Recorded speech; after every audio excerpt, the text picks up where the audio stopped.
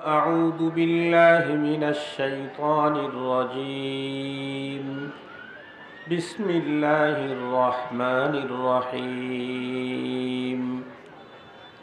كل نفس ذائقة الموت وإنكم توفون أجوركم يوم القيامة فمن زحزح عن النار وأدخل الجنة فقد فاز وما الحياة الدنيا إلا متاع الغرور.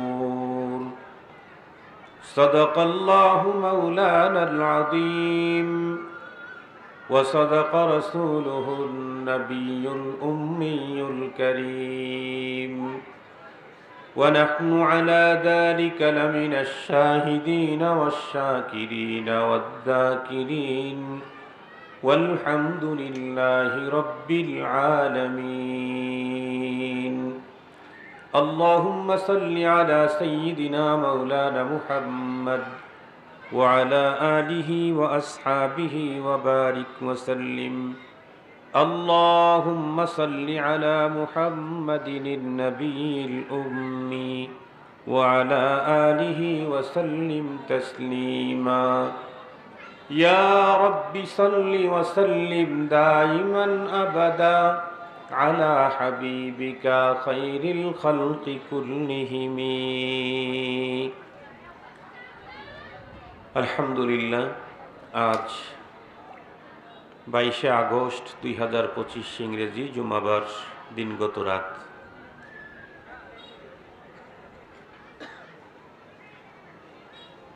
জরুন ঈদগাহ 6 নম্বর word Gazipur মহানগর এর ইন্তেজামে আয়োজিত সমাজ কল্যাণ ফি সাবিলিল্লাহ ফাউন্ডেশনের উদ্যোগে বৈষম্য বিরোধী আন্দোলনে সকল শহীদদের স্মরণে তাফসিরুল কোরআন মাহফিল। এই মাহফিলের সদরে আঞ্জুমান জনাব সদর সম্মানিত সভাপতি মুআজ্জাজ হযরত বুজুর্গ উলামায়ে কেরাম, আজিজ তালাবা, বিভিন্ন অঞ্চল থেকে সমাগত সম্মানিত সুধী, সর্বপ্রথম মহান মহিয়ানের দরবারে আলিশানে লাখো কোটি শুকর যে রব্বে করিম বড় দয়া করে আমাদের হায়াতকে দীর্ঘায়িত করে আজকের এই মুহূর্ত পর্যন্ত সুস্থ সবল রেখে দুনিয়ার শত ব্যস্ততাকে পিছনে ফেলে রেখে দ্বীনের নিসবতে কোরআনে পাকের মুহাব্বতে জান্নাতি আয়োজনে আহলুল্লাহদের সহবতে আমাদেরকে হাজিরির উপস্থিতির সুযোগ দিয়েছেন। এজন্য অন্তরের অন্তঃস্থল থেকে মুহাব্বত ও আকীদতের সাথে উচ্চ কণ্ঠে সকলেই পড়ে নেই আলহামদুলিল্লাহ। মুহতারাম হাজিরিন, অনেক লম্বা কথা বলার অভ্যাসও নেই, প্রয়োজনও নেই। আজকের মাহফিলটা তাফসিরুল কোরআন নামে আজকের এই অনুষ্ঠান। সঙ্গত কারণেই আলোচনা তাফসিরি আলোচনাই করতে হবে। এ কারণেই আমি সূরা আলে ইমরানের 185 নম্বর আয়াতে কারিমা তেলাওয়াত করেছি। 1 ঘন্টা সময় আমি চেয়ে নিয়েছি, বলতে আমি 1 ঘন্টার বেশি বয়ান করতে চাই না। আপনারা আবার কেউ কমপ্লেইন করবেন পরে যে কর্তৃপক্ষ হুজুরকে সময় বাড়ায় দিল না, আমরা আরও শুনতাম। এটা যাতে আপনাদের কমপ্লেইন না হয় জন্য বললাম আমি স্বাভাবিকভাবে 1 ঘন্টায় বয়ান করি। আজকের কোরআনে পাকের তাফসিরি আলোচনার এই মজলিসে সূরা আলে ইমরানের 185 নম্বর আয়াতের খোদাই মেসেজ, আল্লাহ পাকের দেওয়া মেসেজ আপনাদের পর্যন্ত আমি পৌঁছিয়ে দিতে চাই।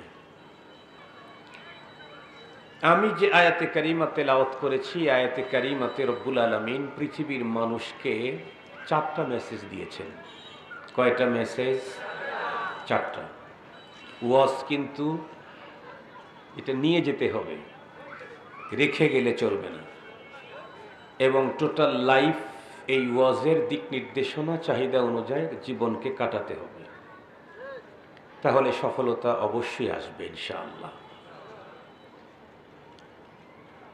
আয়াতে কারিমাতে আল্লাহ পাক রব্বুল আলামিন 4টা মেসেজ দিয়েছেন। আপনারা বলেন তো দেখি, ব্যক্তি যত বড় হয় তার মেসেজের গুরুত্ব তত বেশি হয়। এ অঞ্চলের কোনো একজন কমিশনারের পক্ষ থেকে যে মেসেজটা আসে এই এলাকার মানুষের জন্য, মেয়রের পক্ষ থেকে মেসেজ আসলে এটার গুরুত্ব কম হবে না বেশি হবে? বেশি হবে। এই অঞ্চলের মানুষের জন্য মেয়রের পক্ষ থেকে মেসেজ না এসে যদি কোনো মন্ত্রীর পক্ষ থেকে মেসেজ আসে তাহলে তার গুরুত্ব আরো বেশি হবে। নর্মাল কোনো মন্ত্রণালয়ের মন্ত্রীর পক্ষ থেকে না এসে যদি প্রাইম মিনিস্টারের পক্ষ থেকে, এখন তো প্রাইম মিনিস্টার নয়, এখন আছে হলো প্রধান উপদেষ্টা, এই প্রধান উপদেষ্টার পক্ষ থেকে যদি আসে তাহলে তার গুরুত্ব আরো বেশি। তার মানে মেসেজ দাতা যত বড় হবে তার মেসেজের গুরুত্ব তত বেশি হবে। আমি জিজ্ঞেস করতে চাই, অনেক বড় আছে, বড়র উপরে বড় আছে, বড়র উপরে বড় আছে, কিন্তু এমনও এক বড় আছে যেই বড়র উপরেও বড় নাই, যেই বড়র সমানও বড় নাই। সে কে? আল্লাহ। উনি এমনই এক বড় যার উপরে তো নাই নাই, তার সমানও নাই। সূরাতুল ইখলাসে আল্লাহ পাকের ঘোষণা, আল্লাহ বলেন কুল হুয়াল্লাহু, পড়েন না, কুল হুয়াল্লাহু আহাদ। আল্লাহ কয়জন? এরপরে পড়তে পড়তে শেষের আয়াতে কি? ওয়ালাম ইয়াকুল লাহু কুফুয়ান, ওইখানেও আহাদ। ওয়ালাম ইয়াকুল লাহু কুফুয়ান আহাদ, রবের সমকক্ষ পৃথিবীতে আর কেউ নাই। সমকক্ষ হবে কেমনে? কারণ আসমান জমিন সহ যা দেখি আর না দেখি সবই হলো তার সৃষ্টি, আর উনি হলেন সকল সৃষ্টির স্রষ্টা। সৃষ্টির স্রষ্টা আর সৃষ্টি কখনোই সমান হতে পারে না। এজন্য আল্লাহ কত বড় আর আমরা কত ছোট, এটা আমার কাছে এটা বোঝাবার কোনো ভাষা নেই। তাম দুনিয়া সবাই কত ছোট, এটা বোঝাবার ভাষা নেই। রব্বুল আলামিন যেহেতু সবচেয়ে বড়, সবার বড়, সবকিছুর স্রষ্টা, খালেক ও মালিক, সঙ্গত কারণেই তার মেসেজের গুরুত্বের চাইতে অধিক গুরুত্বপূর্ণ মেসেজ পৃথিবীতে আর কারো নাই। সুতরাং খোদাই এই মেসেজগুলি সর্বাধিক গুরুত্বের সাথে শুনতে হবে। আমাকেও মোহাব্বত, আজমত এবং গুরুত্বের সাথে আপনাদের খেদমতে উপস্থাপন করতে হবে। আল্লাহ পাক যে 4 মেসেজ দিয়েছেন এই আয়াতে কারিমাতে, এর ভিতরে প্রথম মেসেজটাই এমন যেই মেসেজকে অস্বীকার করবার মতো মানুষ এই পৃথিবীতে একালে ওকালে সেকালে কখনো এই পৃথিবীতে একজনও আসে নাই, এখনো নাই, কিয়ামত পর্যন্ত আসবে না। প্রথম মেসেজটাই এমন যেই মেসেজকে অস্বীকার করবার মতো মানুষ পৃথিবীতে একটাও ছিল না, এখনো নাই, কিয়ামত পর্যন্ত আসবে না। অথচ এই পৃথিবীতে মেসেজ যিনি পাঠিয়েছেন তাকে অস্বীকার করার লোকের অভাব নাই। কে যেন উনি? আল্লাহ। আল্লাহকে অস্বীকার করার লোকের অভাব নাই। বরং সমাজ আর বর্তমান পরিস্থিতি এত ভয়ঙ্কর, তাওহীদবাদী একত্ববাদী মানুষের ফ্যামিলির ঘর থেকেও আল্লাহর অস্তিত্বকে অস্বীকার করার মতো ভয়ঙ্কর মানুষ তৈরি হচ্ছে। মুমিনের ঘরের ভিতরে কমিন তৈরি হচ্ছে। মুমিনের ঘরে কমিন তৈরি হচ্ছে। আল্লাহকে অস্বীকার করার প্রচুর লোক আগেও ছিল, এখনো আছে, কিয়ামত পর্যন্ত সংখ্যা কমবে না বাড়বে? বাড়বে। কেন? যতদিন পর্যন্ত পৃথিবীতে আল্লাহর অস্তিত্বকে স্বীকার করার একজন লোক থাকবে, লা তাকুমুস সাআহ, কিয়ামত হবে না। কিয়ামত তো কেবলই হবে যখন পৃথিবীতে একজন আল্লাহর অস্তিত্ব স্বীকৃতি দেওয়ার একজন মানুষও না থাকবে। তখন মুহতারাম হাজিরিন, রব্বুল আলামিন যেই জিনিসটা তামাম পৃথিবীর সবাই মানে, আল্লাহ না মানলেও এটা হলো আশ্চর্য কথা। কেন? কারণ যেই জিনিসের স্বীকৃতি তামাম দুনিয়া দিচ্ছে, এটি হলো একটা সৃষ্টি, আর আল্লাহ হলেন সকল সৃষ্টির স্রষ্টা। স্রষ্টা মানে না সৃষ্টি মানে, এর চাইতে ইন্টারন্যাশনাল পাগল আল্লাহর জমিনে আর কোনোদিন তৈরি হবে না। ঠিক বললাম? স্রষ্টা মানে না সৃষ্টি মানে, এর চাইতে ইন্টারন্যাশনাল পাগল আল্লাহর জমিনে আর কোনোদিন হবে হবে না। সেই জিনিসটা কি? সেটি হলো মৃত্যু। মৃত্যু, মরণকে অস্বীকার করবার মতো মানুষ আজকের পৃথিবীতে একজনও খুঁজে পাবেন? অতীতে ছিল কি? আগামীতে আসবে কি? নাস্তিক হোক আর আস্তিক হোক, কাফের হোক আর মুশরিক হোক, ধর্মওয়ালা হোক আর ধর্মহীন হোক, মৃত্যুকে অস্বীকার করার মতো কোনো মানুষ নেই। আল্লাহর কোরআনে আল্লাহ প্রথম মেসেজ দিলেন, কুল্লু নাফসিন যায়িকাতুল মাউত, প্রতিটি প্রাণীকে মৃত্যুর স্বাদ গ্রহণ করতেই হবে। অথচ এই মৃত্যু আল্লাহ পাকের একটা সৃষ্টি মাত্র। আল্লাহ পাকের অসংখ্য অগণিত সৃষ্টি আছে। আল্লাহর কোরআনে আল্লাহ বলেন, ওয়া ইন তাউদ্দু নি'মাতাল্লাহি লা তুহসুহা, আমার নেয়ামত গুনতে চাইলে গুনে শেষ করতে পারবে না। যত নেয়ামত, যত সৃষ্টি আমার আছে, তার মধ্যে একটা সৃষ্টি হলো মরণ। আল্লাহ পাক বলেন, হুয়াল্লাযী খালাকাল মাউতা ওয়াল হায়াতা লিয়াবলুয়াকুম আইয়ুকুম আহসানু আমালা। আল্লাহ পাক বলেন, তিনি ওই সত্তা যিনি মৃত্যু এবং জন্মকে তৈরি করেছেন মূলত তোমাদেরকে পরীক্ষা করবার জন্য। কে উত্তম আমল করে, এটাকে আল্লাহ তাআলা পরীক্ষা করার জন্য জন্ম আর মৃত্যুকে আল্লাহ তাআলা, হায়াত আর মৌতকে আল্লাহ তাআলা তৈরি করেছেন। সেই মৃত্যুকে অস্বীকার করবার মতো মানুষ তামাম পৃথিবীতে একটাও নাই। খুব ভালো করে বুঝবেন, এটা প্রথম মেসেজ। দ্বিতীয় নম্বর মেসেজ কি? আল্লাহ পাক বলেন, ওয়া ইন্নাকুম তুওয়াফাউনা উজুরাকুম ইয়াওমাল কিয়ামাহ, মৃত্যুবরণ করার পরে তোমাদের প্রত্যেককেই, পৃথিবীর যত মানুষ তোমরা আছো, এদেশের ওদেশের বিদেশের, সাদা কালো, খাটো বেটে, লম্বা ভুটকু সুটকু যা আছে, প্রত্যেককেই দেওয়া হবে তার জীবনের কর্মের পূর্ণ প্রতিদান। পুরা প্রতিদান দেওয়া হবে। আল্লাহ পাক বলেন, তুমি তোমার জীবনে যা করেছো এর পুরা প্রতিদান পরপারে দেওয়া হবে। তাহলে জিজ্ঞাসা আসে, হুজুর, তে ভালো মন্দ কাজের কোনো পাওনা কি দুনিয়াতে আমরা পাবো না? অবশ্যই পাবো। কাজ ভালো হোক আর মন্দ হোক, তার পাওনা দুনিয়াতেও পাবো। তবে দুনিয়াতে যেটা পাবো এটা ফাইনাল, ফুল না, এটা হলো সিম্পল। যেমন কোরআন শরীফে আল্লাহ তাআলা বলেন,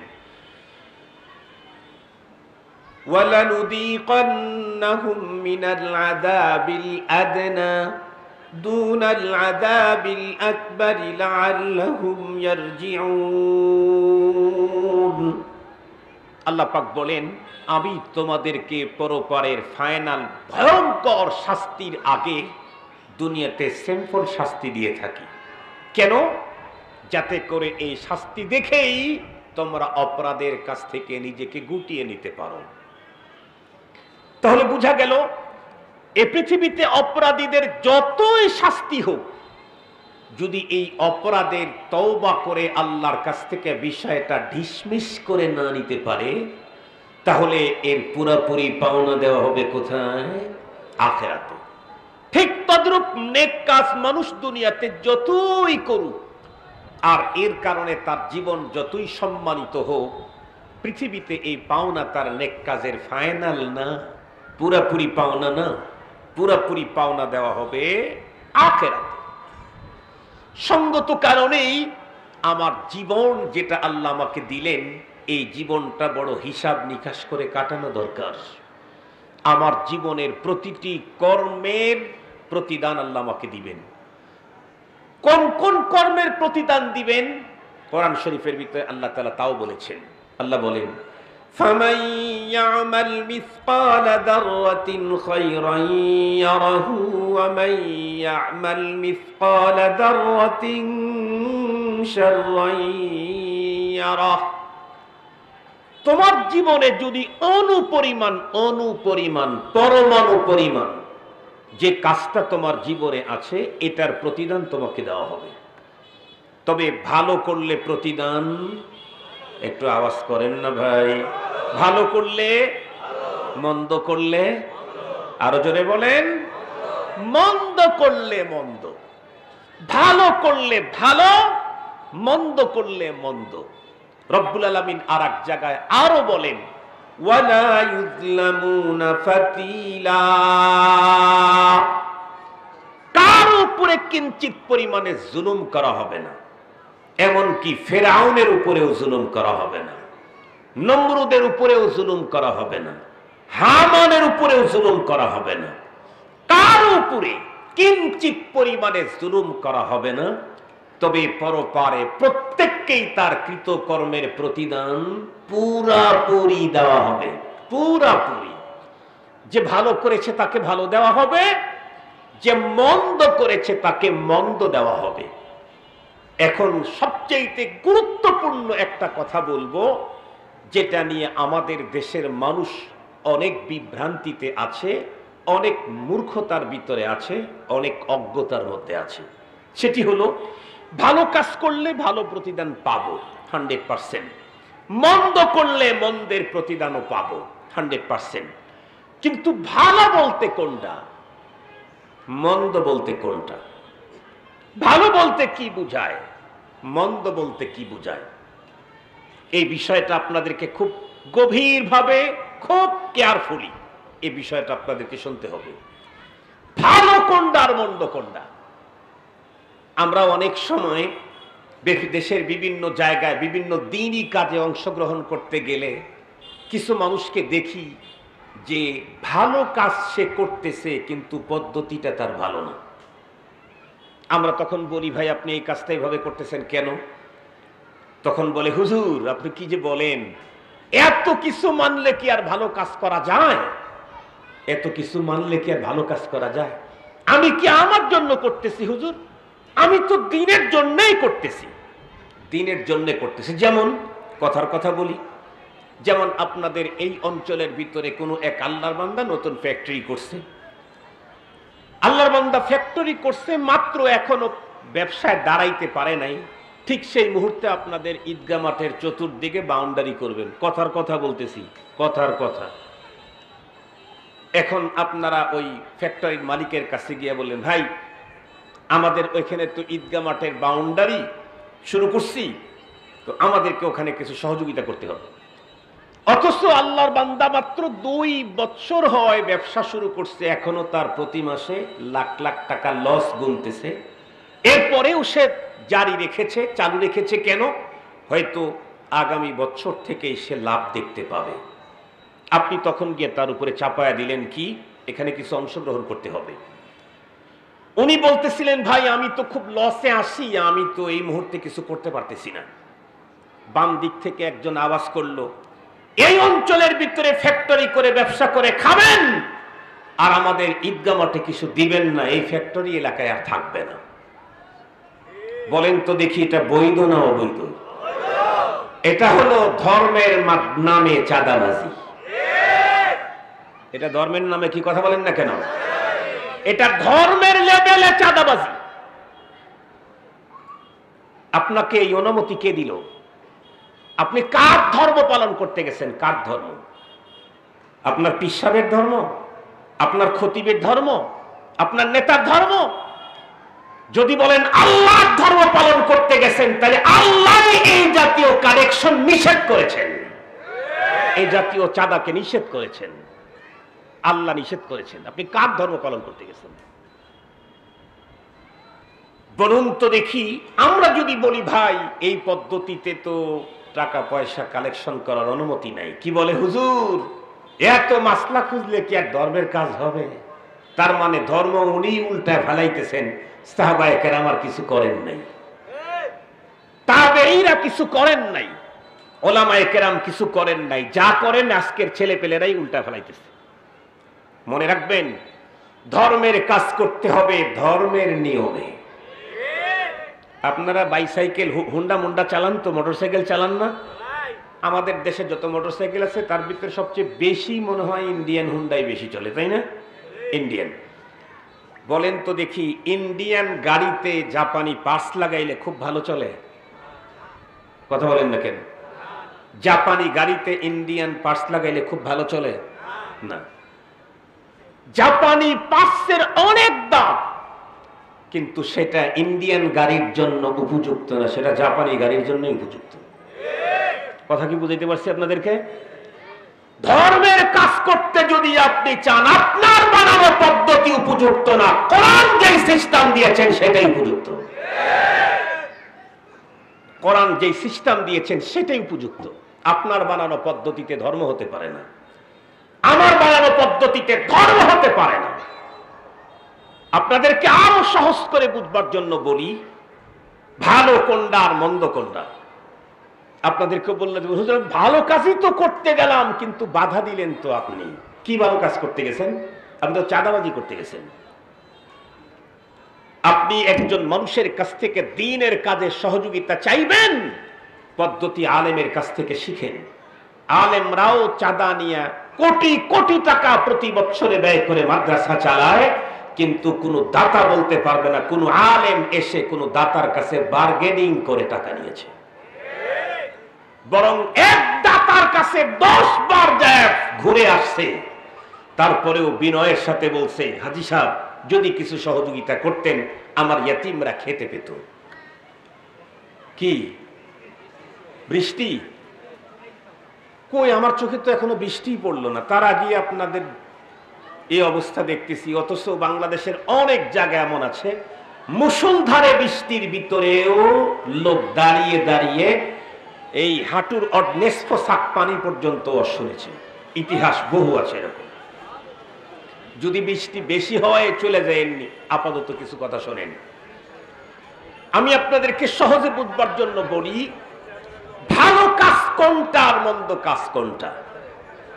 আমি যদি বলি এটা ভালো সেটা ভালো না, আমি যদি বলি এটা মন্দ সেটা মন্দ না, বরং ভালো আর মন্দ এটা ঠিক করে দিবেন কে?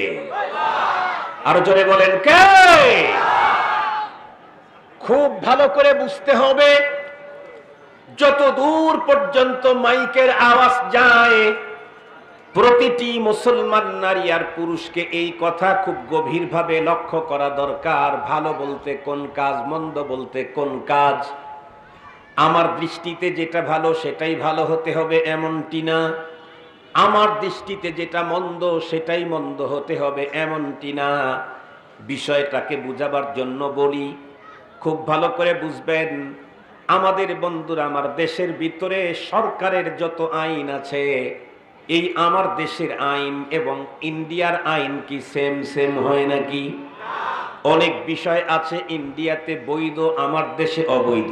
কথা বলেন না কেন? অনেক বিষয় আছে আমার দেশে বৈধ, ইন্ডিয়াতে অবৈধ। অনেক বিষয় আছে আমার দেশের আইনে বন্ধুরা আমার বৈধ, কিন্তু সৌদি আরবের আইনে অবৈধ। যেই মানুষটা যেই দেশে বাস করে তাকে ওই দেশের নিয়ম মানতে হয়। সেই নিয়ম যদি না মানে, তাহলে সে দেশের রাষ্ট্রপ্রধান রাষ্ট্রীয় আইন অমান্য করার কারণে তারে পানিশমেন্ট দেয়, জেলখানায় ভরে দেয়। ভালো করে বুঝবেন। তাহলে বন্ধুরা আমার দেশের সব বৈধগুলা তামাম দুনিয়াতে বৈধ হবে এমনটি না। বরং আমার দেশের অনেক বৈধ ইন্ডিয়াতে অবৈধ, সৌদি আরবের অনেক বন্ধুরা আমার বৈধ, আমার দেশের ভিতরে অবৈধ। খুব শুধু তাই নয়, বিগত 52 বছর বাংলাদেশে আমরা নিজের চোখেই যেটা দেখলাম, আপনারাও দেখেছেন, একই দেশের ভিতরে সরকার পরিবর্তন হইলেও বন্ধুরা আমার বৈধ অবৈধ পরিবর্তন হইয়া যায়। সরকার চেঞ্জ হইলেই বৈধ অবৈধ চেঞ্জ হয়ে যায়। যেমন সহজে বুঝবার জন্য বলি, বিগত সরকারের সময় হেফাজতে ইসলাম, জামাতে ইসলাম নাম শুনলেই অবৈধ। কথা বলেন না কেন? কিন্তু এই সরকারের সময় আবার ওই সরকারের নাম শুনলেই কট খাইছে। কথা বলেন না কেন? এখন হেফাজতে ইসলাম নাম শুনলে আর কোনো ঝামেলা। আপনাদেরকে বুঝাবার জন্য যদি একটা মেসাল দেই, ঝামেলা নাই তো, ভালো করে বুঝবার জন্য। এখন তো সবই তো আর বিয়ে পাস না, সবাই তো হাদিস শরীফ পড়ে আসে নাই। এই জন্য আমার কথা সবাই নেওয়ার জন্য একটা মেসাল দেই। মানুষকে দিয়ে মেসাল দিয়ে লাভ কি? আমি আমাকে দিয়েই দেই। আমি হেফাজতে ইসলাম বাংলাদেশের কেন্দ্রীয় সহকারী মহাসচিব, কিন্তু আমি এই পদের জন্য কোনোদিন লবিং, গ্রুপিং, দৌড়াদৌড়ি, এমনকি বসে থেকে দোয়াও কোনোদিন করি নাই। বড়রা আমাকে স্নেহ করেন, ভালোবাসেন, মহাব্বত করেন নিজের সন্তানের চাইতেও বেশি। হাটহাজারী মাদ্রাসার শেখ আমাকে ডেকে নিয়ে হযরত তার খাদেমের মাধ্যমে আমারে খেলাফত দিয়েছেন। জুনাইদ বাবুনগরী রহমাতুল্লাহ আলাই আমাদের 4 জনকে একসঙ্গে খেলাফত দিয়েছেন বাবুনগর মাদ্রাসায়। মামুনুল হক, আমি, আইয়ুবী আর হাসান জামিলকে। অনেক বড়রা নিজের সন্তানের চাইতেও বেশি মহব্বত করেন, তাই বড়রা চাইছেন যে ছেলেটাকে একটা পদ দেই। পদটা দিয়ে রাখছেন, আমি আর না করি নাই, কারণ ইসলামের নাম যেখানে আছে সেটা যদি সহি শুদ্ধ হয়, আমি না করার কোনো সুযোগ নেই। ভুল ভ্রান্তি থাকলে সেখান থেকে সরে থাকতে হবে, ভুল ভ্রান্তি যদি না থাকে তাহলে তো আর সরে থাকার কোনো সুযোগ নেই। কিন্তু আমি, আপনারা বলেন, আমি কখনো হেফাজতের মিটিং মিছিলে আমাকে কখনো পাবেন না। বিগত ক্রাইসিস টাইমে ফ্রেন্ড সার্কেলের ম্যাক্সিমামগুলো যখন ভিতরে, আমরা মাত্র 2 জন বাইরে, আমি আর হাসান জামিল, আর সব মেহমানখানায় ছিল। তখন মাননীয় প্রধানমন্ত্রী শেখ হাসিনার মেহমানখানায় ছিলেন, আমরাই শুধু মেহমানখানার বাইরে।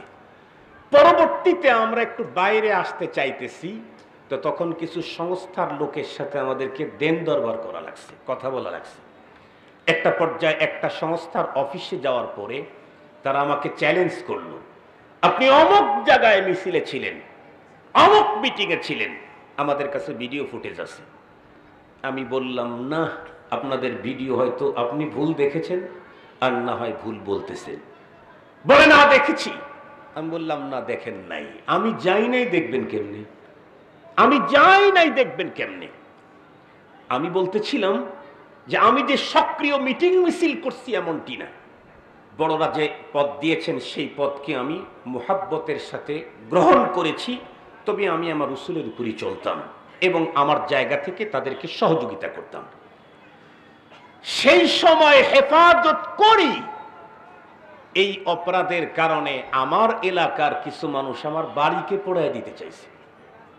সেই সময় অফিস আদালত কোনো জায়গায় গেলে যদি বলতো হেফাজতের নেতা, তাইলেই কিন্তু খবর। সেই হেফাজতের নেতা এখনো আছি, শুধু 24 চলে গেছে, 25 আসছে, শুধু 36শে জুলাই পার হয়েছে। এরপরেই আগে হেফাজত নাম শুনলেই প্রশাসনের লোকেরা রেডি হইতো হ্যান্ডক্যাপ দেওয়ার জন্য, এখন অফিসে গিয়া হেফাজত বললে চেয়ার থেকে দাঁড়ায় সম্মান দেয়। সত্য না অসত্য? একই দেশে একই জিনিস, কখনো বৈধ কখনো। বিগত সরকারের সময়ে ছিল অমুক দল নিষিদ্ধ, অবৈধ। এখন বলেন তো দেখি, তারাই নিষিদ্ধ, অবৈধ। আবার সময় চেঞ্জ হলে হয়তো বা আরো কিছু হতে পারে এবং হবেই। আল আলাম মুতাগায়্যির, আমরা জীবনে শুরুবেলায় জীবনে পড়েছি, আল আলাম মুতাগায়্যির। তাহলে বুঝা গেল বৈধ আর অবৈধ আমি যেটা বলবো সেটা না, বরং এই দেশের বৈধ অবৈধ গভর্নমেন্ট যেটা বলবে সেটা। রাষ্ট্র যদি একটাকে বৈধ বলে সেটাই বৈধ, সেটা করলে আপনার ঝামেলা নাই। রাষ্ট্র আর একটাকে অবৈধ বলেছে সেটাই অবৈধ, সেটা করলেই আপনার পানিশমেন্ট।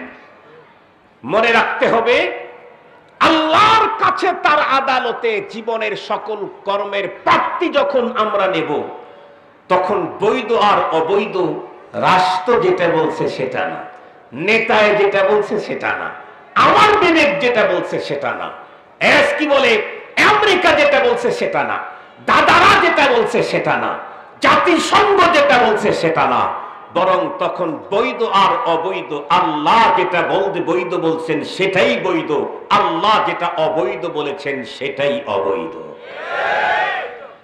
খুব ভালো করে বুঝবেন, সঙ্গত কারণে রব্বুল আলামিন যেই কাজগুলিকে ভালো বলেছেন সেই কাজগুলা চিরকাল পর্যন্ত ভালো, আল্লাহ পাক যেগুলাকে মন্দ বলেছেন তামাম দুনিয়া মিলে সেটাকে ভালো বললেও ভালো হওয়ার সম্ভাবনা নাই। এ কারণেই আমি যদি পরপারে আল্লাহ পাকের আদালতে আমার জীবনের সকল কর্মের পুরা প্রতিদানটা আমি যেদিন পেয়ে যাব, সেদিন যদি আমি নিজেকে আনন্দিত পেতে চাই, বলুন তো দেখি, ভালো কাজ বেশি করতে হবে নাকি মন্দ কাজ বেশি করতে হবে? নিঃসন্দেহে ভালো কাজ।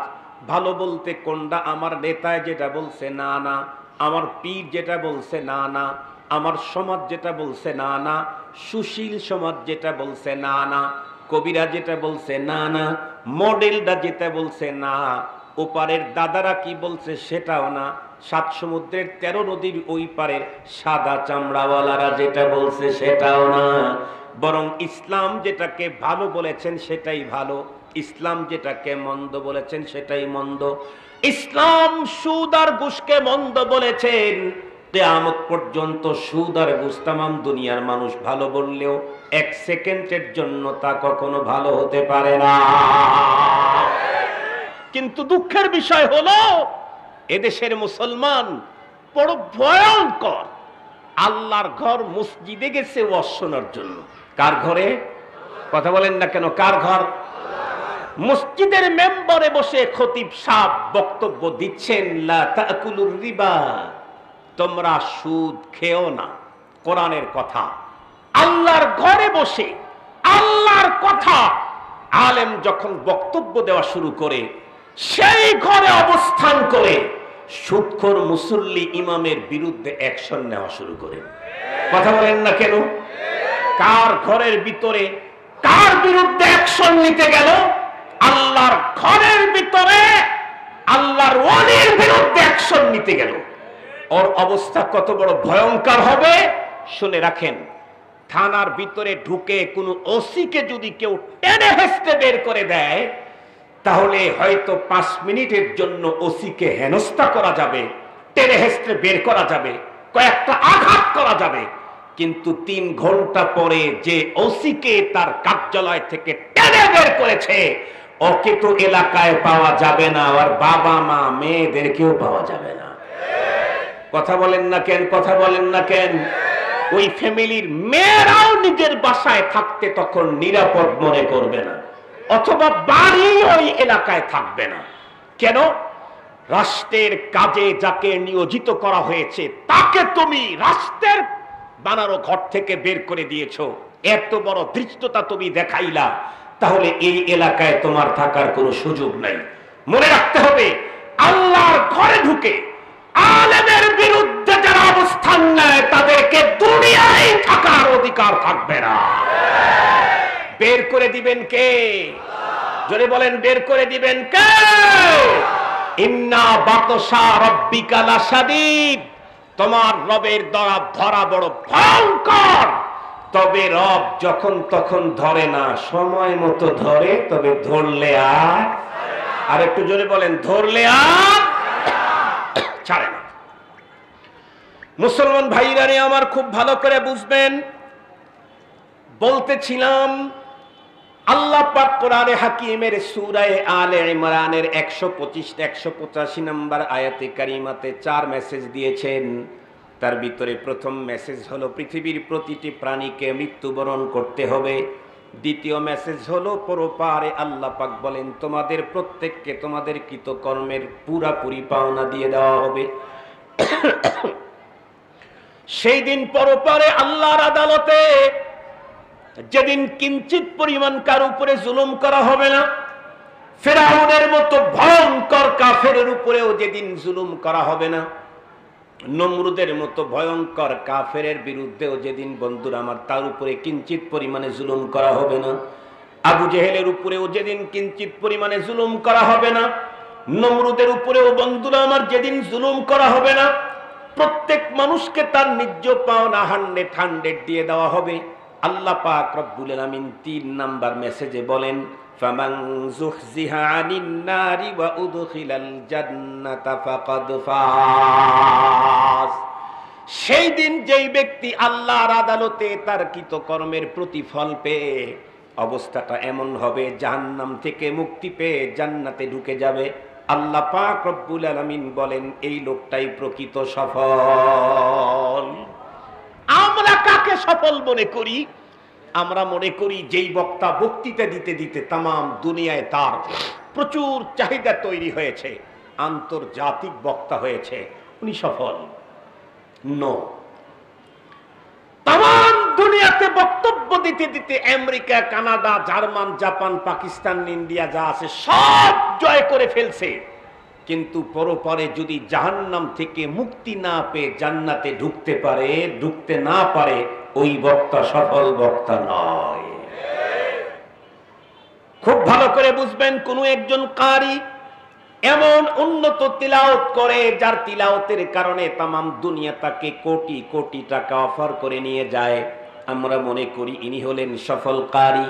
না না না, প্রকৃত সফল কারি হন বন্ধুরা আমার ওই ব্যক্তি যেই ব্যক্তি পরপারে আল্লাহ পাক রব্বুল আলামিন যখন প্রতিটি মানুষের জীবনের পরিপূর্ণ পাওনা দিয়ে দিবেন, সেই দিন যেই সমস্ত মানুষগুলি জাহান্নাম থেকে মুক্তি পেয়ে আল্লাহর জান্নাতে ঢুকে যাবে তারাই হলো সফল।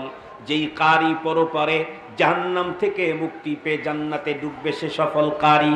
যে হাফেজে কোরআন 127 বন্ধুরা আমার রাষ্ট্রের সকল হাফেজদেরকে পিছনে ফেলে রেখে 1 নাম্বার হয়েছে, আমরা মনে করি সেই সফল। এটা বন্ধুরা আমার প্রকৃত সফলতা না, বরং যে হাফেজে কোরআন পরপারে আল্লাহর আদালতে জাহান্নাম থেকে মুক্তি পেয়ে আল্লাহ পাকের জান্নাত জিতে নিবে, সে হবে বন্ধুরা আমার প্রকৃত সফল হাফেজে কোরআন। আমরা তো ওই নেতাকে সফল নেতা মনে করি যে 20 বছর পর্যন্ত তার নেতৃত্বকে ধরে রাখতে পারে, তাকে আমরা সফল নেতা মনে করি। না না না, ওই নেতা সফল নেতা না। সফল নেতা ওই নেতা যেই নেতা পরপারে আল্লাহর আদালতে যখন প্রত্যেকটি মানুষকে তার কৃতকর্মের বন্ধুরা আমার জাযা দেওয়া হবে, সাজা দেওয়া হবে, সেই দিন যেই ব্যক্তি বন্ধুরা আমার জাহান্নাম থেকে মুক্তি পেয়ে আল্লাহ পাকের জান্নাতের ভিতরে ঢুকে যাবে, এই লোকটা বন্ধুরা আমার এই নেতা হবে সফল নেতা। বন্ধুরা আমার সবচাইতে বড় কবি, উন্নত সফল সাহিত্যিকার কবি কাকে মনে করি? সবচাইতে বড় গবেষক কাকে মনে করি? সবচাইতে বড় লেখক কাকে মনে করি? কোন একজন মানুষ এমন এক চূড়ান্ত বন্ধুরা আমার লিখনি লিখেছেন, যার লেখা বইয়ের এত বেশি জনপ্রিয়তা শুধু নিজের দেশের ভিতরেই চলে না, তাম দুনিয়াতে তার যোগ বইটাকে এমন বেশি চাহিদা বেড়ে গেছে, বিশ্বের সমস্ত ভাষাতেই তার বইটা ভাষান্তরিত হয়ে তাম দুনিয়াতে ছড়ে গেছে। আমরা মনে করি এ সবচাইতে বড় গবেষক লেখক সফল। না না, যেই লেখক বন্ধুরা আমার পরপারে আল্লাহর আদালতে দাঁড়িয়েও জাহান্নাম থেকে মুক্তি পেয়ে আল্লাহর জান্নাতের ফয়সালা পেয়ে গেছে, ওই লেখক হলো সবচাইতে বড় সফল। মুসলমান ভাইরা রে আমার, তবে সেই যুগে, সেই মুহূর্তে, সেই সময়ে এই সফলতা অর্জন করতে চাইলে আমাদের প্রত্যেককে বন্ধুরা আমার আমাদের আমলের কোয়ালিটি সুন্দর করা লাগবে। যার আমল ভালো হবে তার বন্ধুরা আমার জাযা ভালো হবে, যার আমল খারাপ হবে তার বন্ধুরা আমার সাজা বড় ভয়ঙ্কর হবে। আমল ভালো কোনটা আর কোনটা মন্দ, আমার নেতা যেটা বলেছে না না, আমার পীর যেটা ভালো বলেছে না না, আমার গবেষক যেটা ভালো বলেছে না না, আমার পার্টি যেটা ভালো বলেছে না, ইসলাম আর শরীয়ত যেটাকে ভালো আমল বলেছে ওটাই ভালো, ইসলাম আর শরীয়ত যেটাকে মন্দ বলেছে ওটাই মন্দ। তার মানে আমি আমাকে কেবলমাত্র সফলতার চূড়ান্ত শিখর পর্যন্ত নিতে পারবো কখন? আল্লাহর প্রেরিত শরীয়তকে আমার জীবনে 100% মেনে নেব যখন। আমি যখন শরীয়তকে আমার তবিয়ত বানায় ফেলবো, শরীয়ত যখন আমার স্বভাব হয়ে যাবে, আমি ওইটাই চয়েস লাগে যেটা আমার রব করতে বলেছেন, ওই কাজেই মজা পাই যে কাজ আমার রাসূল করেছেন। সুবহানাল্লাহ বললেন না যে? সফলতা তখন আমার কদম চুমবে। ওই কাজ আমার খারাপ লাগে যেই কাজকে রব নিষেধ দিয়েছেন, ওই কাজ করতে আমার ইচ্ছেই করে না, ওদিকে আমি যাই না। যে কাজে আমার রব আমাকে নিষেধ দিয়েছেন সেদিকে আমি তাকাই না। এভাবে 60, 70, 80 বছরের লাইফটা কাটাইতে পারলেই শুধুই ঈমান আর নেক আমলের পুঁজি নিয়ে কবর পর্যন্ত ঢুকতে দেরি রব্বুল আলামিন আমাকে আপনাকে জান্নাতুল ফেরদাউসে রিসিভ করতে দেরি করবেন না। এই বৃষ্টির মধ্যে এমনি তো জ্বরের সিজন না এখন, এবং জ্বর খুব কঠিন। যাদের হচ্ছে তাদের 12টার উপরে 12:30 বাজায় থাকতেছে, 1টার কাছাকাছি বাজে। এই জন্য এই বৃষ্টির ভিতরে আমি আপনাদেরকে কষ্ট দিতে চাই না, যেহেতু আমাকে ওইখানে দিলে আমি বেশিক্ষণ ওয়াজ করব না, এই জন্য আপনাদেরকে আমি কষ্ট দিতে চাই না। মুখতাসার কোরআনী 4টা মেসেজ আমি আপনাদের খেদমতে পেশ করে শেষ করে দিচ্ছি। প্রথম মেসেজ, সবাইকে মারা যেতে হবে, ঠিক বললাম? বিশ্বাস আছে? দ্বিতীয় নাম্বার মেসেজ, প্রত্যেককে তার জীবনের প্রতিটি কর্মের প্রতিদান পুরোপুরি দেওয়া হবে কবে? আখিরাতে। কথা বলেন না কবে? সেই দিন যেই ব্যক্তি তার কর্মের প্রতিদানে জাহান্নাম থেকে মুক্তি পেয়ে জান্নাতে ঢুকবে, সেই হলো সফল। আমরা কি ব্যর্থ হতে চাই না সফল হতে চাই? তাহলে আমাদেরকে কি করতে হবে? ভালো কাজ করতে হবে, মন্দ কাজ ছাড়তে হবে। বলেন, ভালো কাজ করতে হবে, মন্দ কাজ। বলুন তো দেখি, মুরব্বীকে অসম্মানী করা একটা বড় ভালো কাজ? আরো জোরে বলেন। বলুন তো দেখি, এটা আমাদের সমাজে এখন এই মন্দ কাজটা চালু আছে না নাই? শুধু আছে না প্রতিযোগিতার সাথে চলে? প্রতিযোগিতার সাথে চলে। প্রতিযোগিতা, একজন বেয়াদবি করে আর একজন তার চাইতে গ্রেট বেয়াদব হতে চায়, আর একজন ওর চাইতে স্ট্যান্ডার্ড বেয়াদব হতে চায়। একজন ভাইয়ের বয়সের কাউকে থাপ্পড় মেরেছে তো আর একজন চাচার বয়সকে থাপ্পড় মারতে চায়, মনে করে এটাই আমার ক্রেডিট। ওটা তোমার ক্রেডিট না, ওটা তোমার কসুও না। বরং সময়ের একটু অপেক্ষা করো। আজকে চাচার বয়সের একজনকে তুমি থাপ্পড় দিয়েছ না, অপেক্ষা করো তোমার নাতির বয়সের একদিন তোমারে লাঠি দিয়ে চলের দাগ খুলে দিবে। একটু অপেক্ষা করো, ওই বয়স পর্যন্ত একটু যাও। সবচাইতে বড় ভয়ঙ্কর যে জিনিসটা এখন বাংলাদেশে, সেটি হলো বড়দের প্রতি শ্রদ্ধাবোধটা একদম নাই। বড়দের সম্মান নাই, বড়দের সম্মান নাই, বড়দের প্রতি শ্রদ্ধাবোধ নাই। এটা একটা জাতি ভয়ঙ্কর ভাবে বিধ্বস্ত হওয়ার জন্য যথেষ্ট, একজন জাতি ধ্বংস হওয়ার জন্য যথেষ্ট। আল্লাহ পাক আমাদেরকে ভালো কাজ করার তৌফিক দান করুন। শেষ মেসেজটা বলি, আল্লাহ বলেন, ওয়ামাল হায়াতুদ দুনিয়া ইল্লা মাতাউল গুরুর। এই দুনিয়ার জীবনের চাকচিক্য সৌন্দর্য নিয়েই পাগল, আখিরাতকে ভুলে গেলে মনে রাখবে দুনিয়ার এই জীবন পুরাটাই কিন্তু ধোঁকার বস্তু। বলেন, দুনিয়ার জীবন পুরাটাই। এটা বুঝে আসে কখন? মালাকুল মউত সামনে আসে যখন, তখন মনে আসে, আরে চেয়ারের জন্য এত অপরাধ করলাম, চেয়ার কই? পাওয়ারের জন্য এত অপরাধ করলাম, পাওয়ার কই? অধীনস্থদের জন্য এত অপরাধ করলাম, অধীনস্থরা কই? দলের জন্য এত কিছু করলাম, দল কই? দল কই? আরে নেতার জন্য এত কিছু করলাম, নেতা কই? সব তো শুধু 3 মুঠ মাটি দিবে। কথা বলেন না কেন? কয় মুঠ মাটি দিবে? 3 মুঠ মাটি দিয়ে ওখান থেকে চলে আসবে আমার কবরে আমি, আমার ঈমান আর আমার আমল। এজন্য আসেন, তাফসীরুল কোরআন মাহফিলের এই মজলিস থেকে আমি প্রথমে আমাকে আহ্বান করছি, আপনাদেরকেও আহ্বান করছি। ইনশাআল্লাহ আজ থেকে মৃত্যুর আগ পর্যন্ত আল্লাহ যে সময়টুকুন আমাদেরকে দিয়েছেন, এই সময়ে শুধুই ভালো কাজ করব, মন্দ কাজ থেকে দূরে থাকব, যাতে করে মালিকের দরবারে আমি জাহান্নাম থেকে মুক্তিপ্রাপ্ত হয়ে আল্লাহর জান্নাতে ঢুকে চূড়ান্ত সফলতা অর্জন করতে ধন্য হই। আল্লাহ আমাদেরকে কবুল করুক। ওয়া আখিরু দাওয়ানা আনিল হামদুলিল্লাহি রাব্বিল আলামিন। ওয়াসসালামু আলাইকুম ওয়া রাহমাতুল্লাহি ওয়া বারাকাতুহু।